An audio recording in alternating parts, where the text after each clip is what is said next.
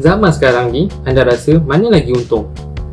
Beli rumah teres yang dah siap sedia ataupun beli tanah lot dulu kemudian bina rumah sendiri? Jom kita kira-kira.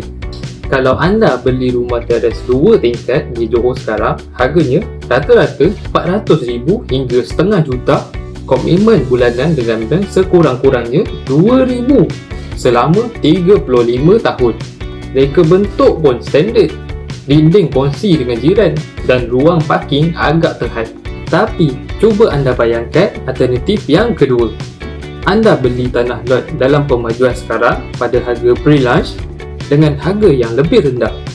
Sepanjang proses pencagaran ini berjalan, anda boleh gunakan waktu ini untuk mengumpul modal.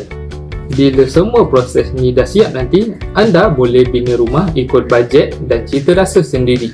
Nak buat banglo setingkat dengan 4 bilik? Boleh. Nak buat rumah yang ada laman yang luas untuk anak-anak bermain? Pun boleh. Paling best, kos keseluruhan tanah dan bina rumah lebih rendah berbanding anda beli rumah yang dah siap. Sebab tu, pembeli dan pelabur yang bijak, beli tanah lot dulu untuk lock aset masa depan keluarga. Jika anda ingin mengetahui dengan lebih lanjut tentang tanah lot atau anda ingin memiliki tanah lot, boleh hubungi saya sekarang.